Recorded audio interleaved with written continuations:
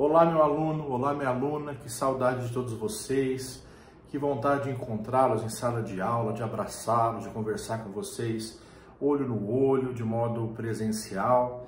Estou aqui morrendo de saudade de todos e torcendo para que essa fase termine logo, para que essa pandemia vá embora logo, porque a saudade é grande, né? E da minha parte eu posso dizer, não posso ficar nem mais um minuto sem vocês. Sinto muito amores, mas não pode ser. Moro em Ribeirão Preto, se eu perder essa van, que sai agora bebedouro, só no semestre que vem. Imagina isso, que demora. Mas tenhamos paciência, responsabilidade e a consciência de que fase é feita para ser superada, para terminar. Logo essa etapa será vencida por todos nós e estaremos aí valorizando ainda mais o olho no olho, o encontro presencial e a partilha de conhecimento em sala de aula, que é tão valiosa e nem sempre nós damos o valor devido. Eu falo com vocês hoje, meus queridos, sobre o direito real de servidão, como aparece aí. A servidão é um direito real também sobre coisa alheia, porque é prevista para ser usada num bem de outra pessoa. A servidão aparece quando há necessidade, gente, de um imóvel prestar um benefício a outro imóvel. Veja, uma relação entre dois imóveis, na qual há o imóvel serviente e o imóvel serviente oferece uma vantagem, um benefício, um favor para o outro imóvel chamado imóvel dominante. Também se usa aqui a nomenclatura prédio, prédio serviente, prédio dominante, querendo dizer imóveis que estão aqui relacionados nessa conexão de favorecimento de um prédio a outro. Importante dizer, pessoal, que essa servidão tem sempre base contratual. Ela é diferente do direito de vizinhança, porque o direito de vizinhança tem base legal. Eu já tenho aquela prerrogativa assegurada pela lei. Eu não preciso negociá-la, basta exercê-la, como no caso da passagem forçada que nós aprendemos. Estão lembrados? Quando há um prédio encravado, ou seja, um imóvel sem qualquer saída para a via pública, é meu direito constranger o vizinho a me dar essa passagem necessária. Eu não preciso propor nada, oferecer algo em troca. É um direito assegurado pelo Código Civil. Basta, portanto, que eu exerça dentro dos critérios legais. E o primeiro critério que aparece é a indenização que se deve pagar a esse vizinho onerado. Mas, de todo modo, não posso esbarrar na resistência dele. Ele é obrigado a me ceder essa passagem. Lembrando que seja uma passagem realizada do modo menos oneroso possível, menos nocivo, menos inconveniente para o meu vizinho e que se escolha o vizinho que menos sofrer com essa passagem. Pois bem, eu recordei isso porque a passagem forçada é direito, não depende de contrato. Já agora, pessoal, toda servidão é contratual. Na sua acepção verdadeira, mais pura, servidão é um benefício que eu negocio com o meu vizinho para que se tenha um favorecimento ao prédio. Que tipo de favorecimento é esse? Um favorecimento que permita o funcionamento adequado daquele imóvel. Eu preciso passar, por exemplo, um aqueduto, né? Um duto de água para chegar até o meu terreno. Eu preciso usar o seu terreno para isso, mas não que não houvesse uma alternativa. Eu tenho uma alternativa, mas a chegada dessa água até o meu imóvel, naquele momento, é uma chegada inconveniente, é uma chegada difícil. Então eu proponho a você que permita a passagem desse aqueduto pelo seu terreno, porque assim a água chegará até o meu de modo mais fácil, vai encurtar a distância, isso favorece ser abastecido por ela. Essa é a tônica da servidão. Eu tenho alternativa, eu tenho outra opção, mas ao realizar a servidão, ela me favorece mais. Ela traz a mim um benefício maior do que eu me contentar com aquela alternativa que já existe. E aí a gente pode citar, além do aqueduto, os cabos e tubulações que devem chegar até o meu prédio, passando pelo seu. Também no meio rural, quando se tem o direito de pastagem, eu tenho que levar, por exemplo, o gado para pastar numa certa região, porém, como está hoje, a volta é muito grande, o caminho é muito longo e eu proponho a você que você permita passar pelo seu terreno para eu chegar no destino de um modo mais rápido. Então pense assim, servidão é conveniência, tá? Servidão é conveniência, ao passo que direito de vizinhança é necessidade. Por isso é que o direito de vizinhança está baseado na lei, ao passo que a servidão está baseada no contrato. É uma negociação que eu faço com você. Se você concordar, ótimo. Se não concordar, não posso obrigá-lo. Daí me contentarei com a saída legal do meu problema. Outro dado importante, a servidão tanto pode ser gratuita quanto onerosa. Isso quer dizer que você pode fechar comigo um benefício usando o seu prédio, tanto de modo a não receber nada em troca, portanto sendo um gesto de gratuidade, de generosidade, quanto sendo algo remunerado, algo oneroso. Você pode eventualmente cobrar de mim para permitir que passe o aqueduto, que venha os cabos e tubulações pelo seu terreno, tá? Seguindo o roteiro aí, pessoal, vejam que há condições gerais para que a servidão se estabeleça. Primeiro, servidão necessariamente envolve dois prédios diferentes. Daí porque aparecem essas duas figuras marcantes, o chamado prédio dominante e o chamado prédio serviente. Importante destacar, o prédio serviente é o que fornece o benefício, é o que suporta aquela passagem da água, da tubulação, da pessoa, ao passo que o prédio dominante é o favorecido, é o que é atendido pela servidão. Além disso, esses prédios devem pertencer a donos diferentes. Vejam só, a donos diferentes. Se eu estou usando para favorecer um terreno meu, um outro terreno que também me pertence, que também é da minha propriedade, a lei não considera aqui uma servidão. Ela considera uma relação de benefício entre dois prédios que pertencem ao mesmo dono, chamado serventia. E a serventia não terá o regramento próprio da servidão, porque não há o que negociar, não há o que propor, não há contrato a fazer, né? Eu vou lá e uso meu terreno para trazer um aqueduto até meu outro terreno. Então não há as restrições e as regulações necessárias e próprias de uma servidão. Por isso, atenção, se os dois imóveis envolvidos nesse benefício pertencerem à mesma pessoa, ao mesmo dono, não se fala em servidão, se fala em serventia. Pode ser, eu até comento mais adiante depois, pode ser que a serventia vire uma servidão. Por exemplo, esse terreno que está atendendo a outro meu, eu vendo para um terceiro. E agora o terreno que favorece o outro meu terreno se torna alheio, passa a pertencer a outro dono. Aí sim vira uma servidão. E até é importante já adiantar a você que o comprador desse terreno deve ter a consciência de que terá que tolerar essa servidão uma vez adquirindo o imóvel. Ou seja, o que hoje é serventia para mim, vai virar servidão para ele. Mas ele deverá assumir essa servidão. Não poderá abandoná-la, alegando que agora o bem é dele e que, portanto, quem fez isso foi o antigo dono. Não. Sabe por quê? Porque, veja, todo direito real sobre imóvel é constituído por escritura pública. E onde vai parar essa escritura pública? Na matrícula do imóvel.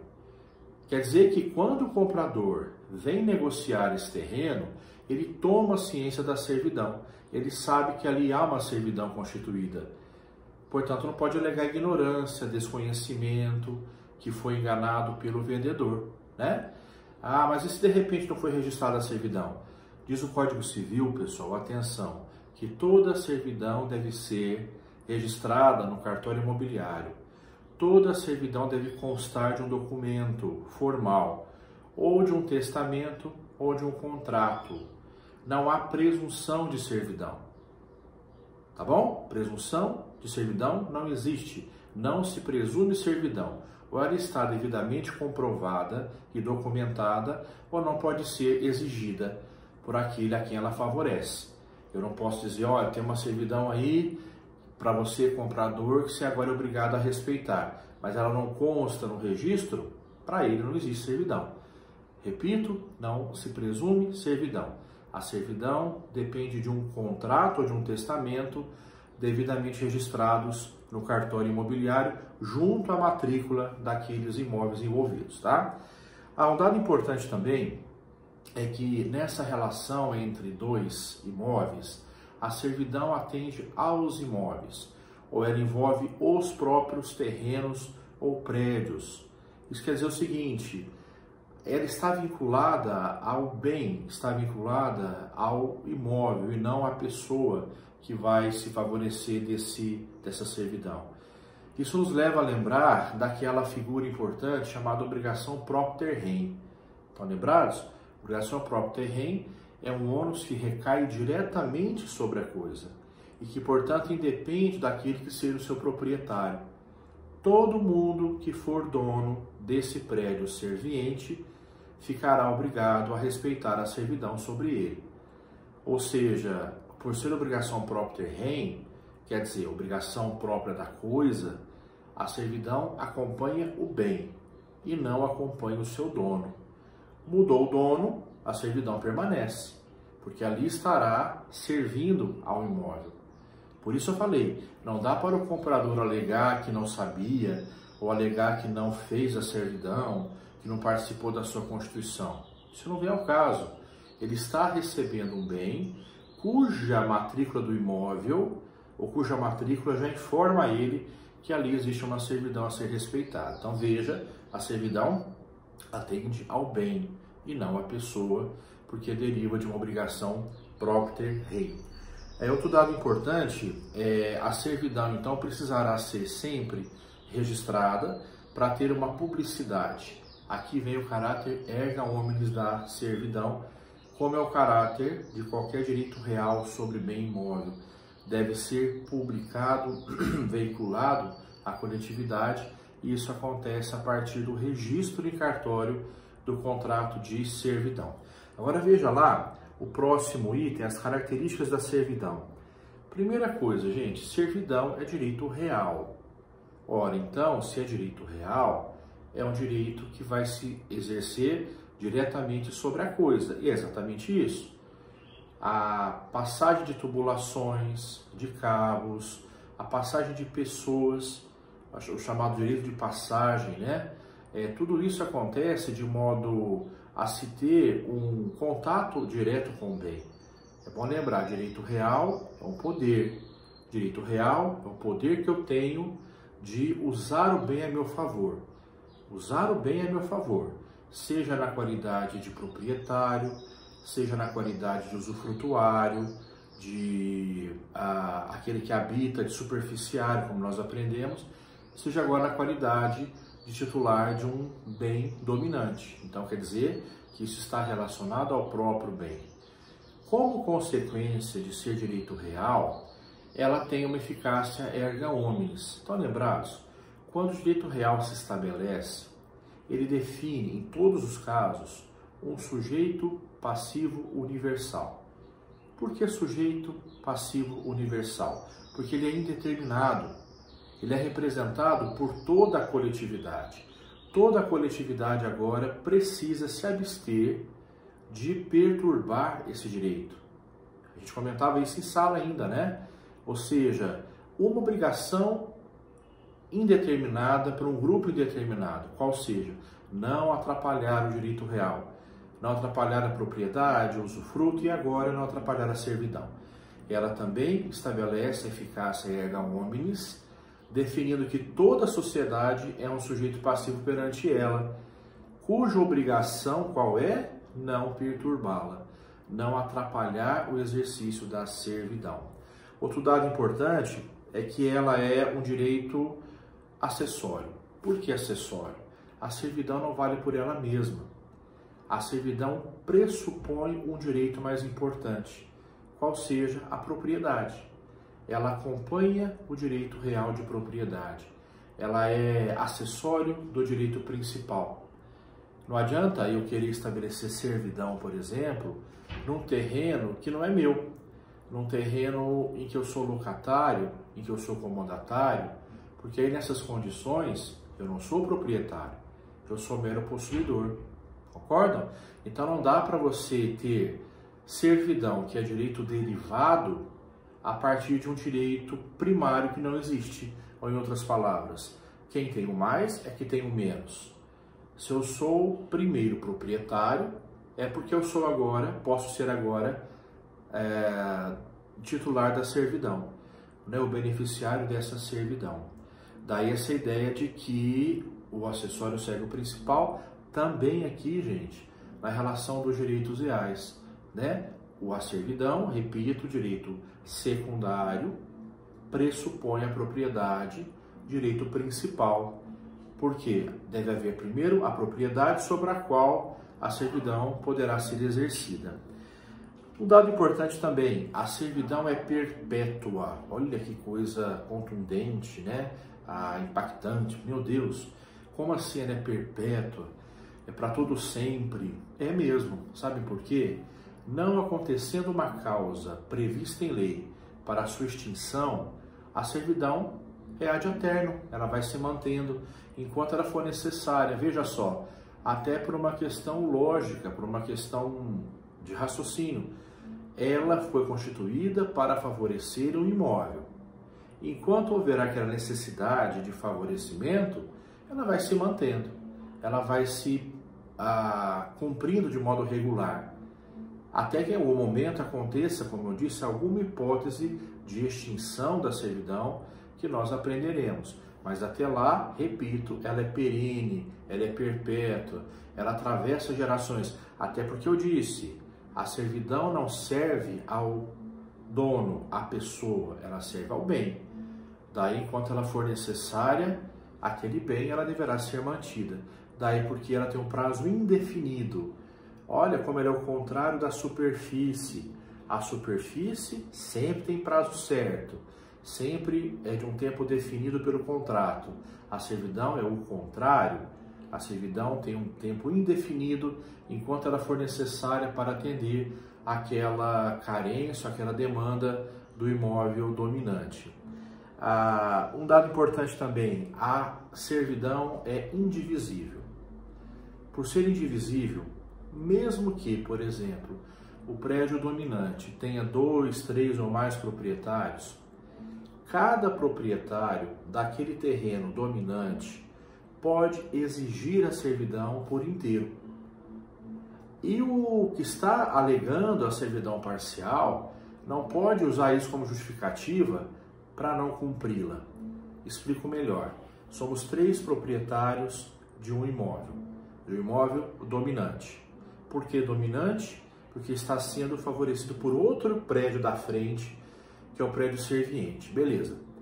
De repente, o proprietário do prédio serviente começa a atrapalhar a servidão, começa a bloquear o acesso, começa a comprometer a passagem do aqueduto, enfim, alguma atitude que venha a inviabilizar aquela servidão.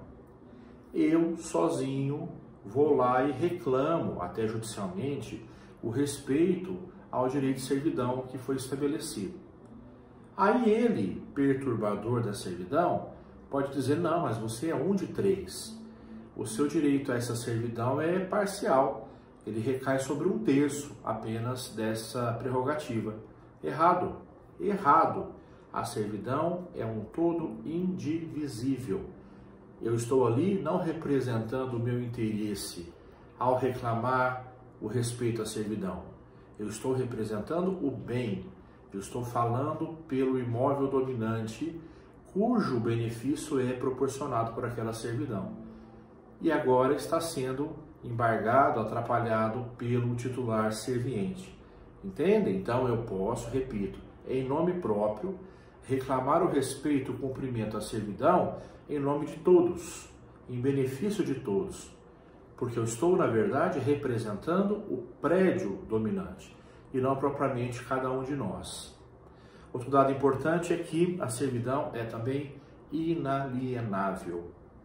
eu não posso transferir a servidão para outra pessoa. Você pode falar, ué, mas não, como assim? De repente aparece lá um vizinho cujo acesso à minha casa vai ser um acesso mais fácil. Por exemplo, o vizinho que tem só um terreno e eu hoje faço acesso por um terreno construído. Eu não posso transferir a servidão do terreno atual para o novo terreno, levando em conta que ele vai ser mais vantajoso? Aí que tá, não é bem uma transferência. Eu até posso cancelar a servidão, a gente vai ver, quando não há mais utilidade para o dominante, eu vou cancelar a servidão para criar uma outra servidão. Mas aí no caso não é propriamente alienação, não é transferência de servidão. O que acontece é a extinção de uma servidão do prédio serviente original para a criação de outra servidão em outro imóvel, tá? Então, atenção, não se transfere servidão, porque o que implica essa transferência é a extinção da servidão. Repito, elimina-se a primeira servidão para criar-se uma segunda servidão, que aí é que vai ser mais favorável à construção daquele benefício para o prédio dominante, tá?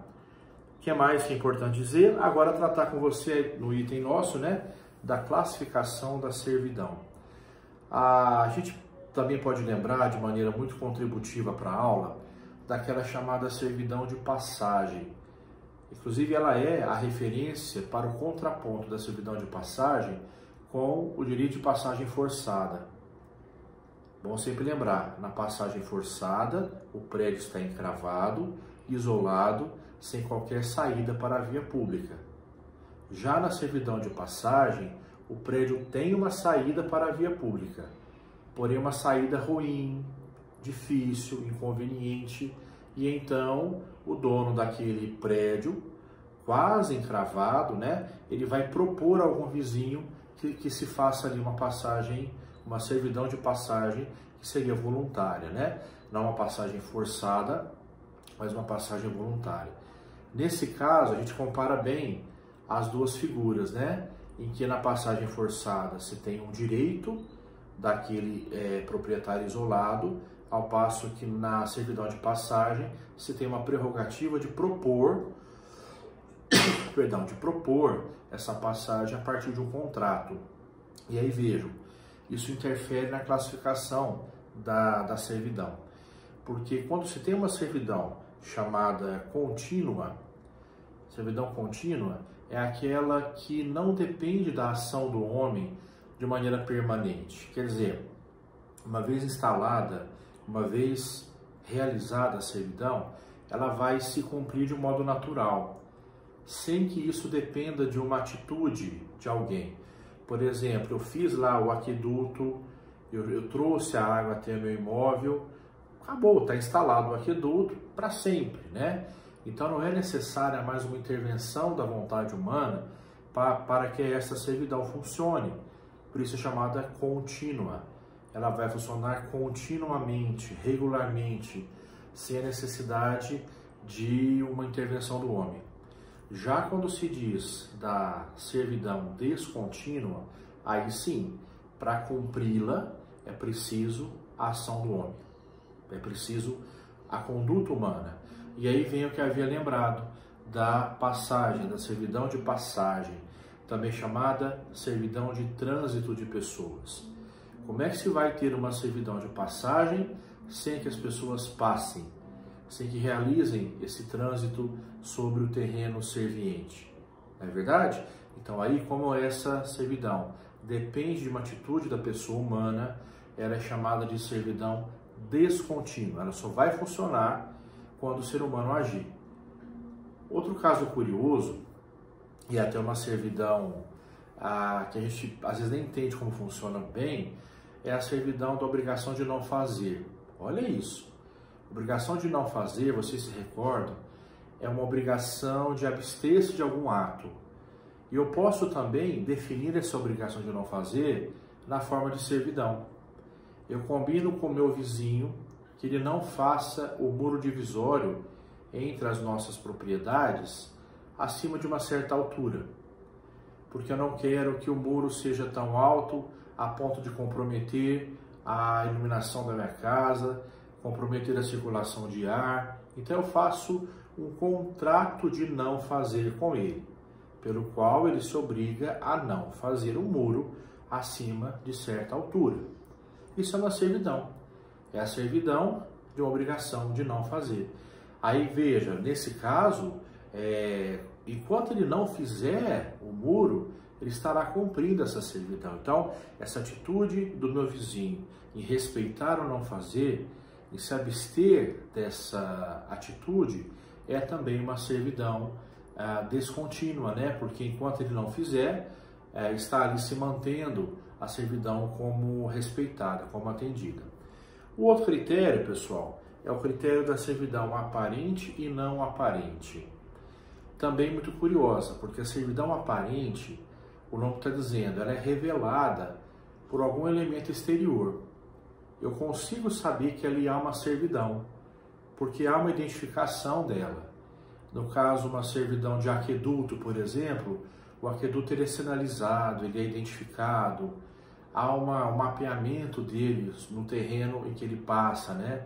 Ou então, na própria servidão de passagem, né, a gente tem ali uma servidão aparente. As pessoas visualizam que existe um caminho, um traçado, um espaço de autorização para que pessoas possam transitar sobre aquele terreno, né? Então é o que aparece, é o que se revela de modo imediato. Já quando se fala na servidão não aparente, o nome também diz, é a servidão oculta, é a servidão não notada. Eu não vou saber que é uma servidão a não ser que eu tenha acesso ao chamado título constitutivo da servidão. Um exemplo é o que eu acabei de falar da obrigação de não fazer. Como é que eu vou saber que o meu vizinho ou que aquele vizinho se comprometeu a não fazer um muro acima de certa altura e que isso, portanto, configura uma servidão? Não dá para eu presumir isso, né? Não dá para imaginar que isso vai acontecer. Então, isso só vai ser conhecido a partir da leitura do documento, do instrumento que criou aquela servidão de não fazer, né? E é importante porque, dependendo de como você vai negociar um imóvel, o comprador não vai ter uma imediata constatação da servidão.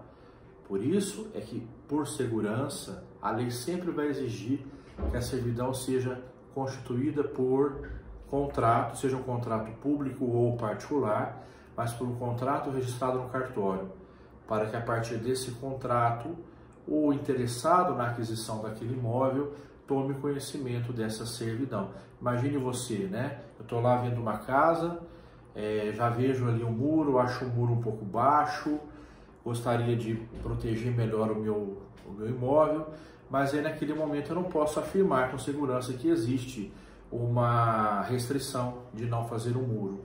Isso só vai ser conhecido depois, quando houver a consulta à escritura pública do imóvel, né? E não pense você que é uma coisa também que gera má fé do vendedor. Existem servidões seculares, servidões que duram por muitas gerações e que, portanto, nem sempre são conhecidas do proprietário atual. Ele vai lá vender, ele próprio se surpreende. Puxa, eu nem sabia que havia aqui uma servidão de aqueduto ou uma servidão de não fazer, porque é uma restrição que foi passando aí de maneira não comentada, né? Não, por exemplo, o bem já está comigo há muito tempo, veio do meu pai, que veio do meu avô. Então, não é incomum que algumas pessoas proprietárias de imóveis até desconheçam que ali exista uma servidão restringindo o uso do imóvel. Por isso é importante, e a lei, repito, com a sabedoria, com o bom senso, vai exigir sempre o registro dessa servidão no cartório imobiliário, para que haja aí a tomada de consciência, né, da sua existência. E aí, claro, para também afastar a chamada presunção de servidão. Não há presunção de servidão, portanto, eu não posso supor que exista algum tipo de restrição, né? Ou isso existe de fato e está registrado no cartório, ou então eu não posso aí alegar essa existência de servidão. A gente vai ver mais adiante na próxima aula que essa servidão será uma importante ferramenta também para a negociação do próprio preço do imóvel. Dependendo de como será essa restrição causada, o preço do imóvel cai bastante. E de fato, eu quero, por exemplo, comprar um terreno para fazer uma construção grande e nessa construção eu preciso usar o subterrâneo, o subsolo, mas ali tem um aqueduto me atrapalhando, né? Então eu já não vou me interessar por esse terreno. Quer dizer, as possibilidades de venda desse terreno acabam sendo reduzidas, porque nem todo mundo terá interesse em adquirir aquele imóvel restringido pela servidão, tá? Então eu comento disso na próxima aula, das limitações que a servidão traz para a própria negociação do imóvel, quando há a intenção de vendê-lo, de passá-lo adiante, tá ok? Pessoal, hoje eu fico por aqui. Vontade não falta aí de a gente se reencontrar, né? Mas eu quero sempre estar com vocês, firmes e fortes todos nós, né? Para superarmos essa fase. Eu cheguei em frente ao portão, meu cachorro me sorriu latindo. Quero falar isso lá em Bebedouro, na aula presencial, hein? Minhas malas coloquei no chão, eu voltei, agora é pra ficar, porque aqui, Bebedouro, aqui é meu lugar, tá? Isso vai ter passado, só alegria, a gente se deliciando aí com as maravilhas de Bebedouro, pamonha, né? Aqueles lanches maravilhosos que só Bebedouro tem. Pessoal, obrigado, bom estudo para vocês, até a próxima.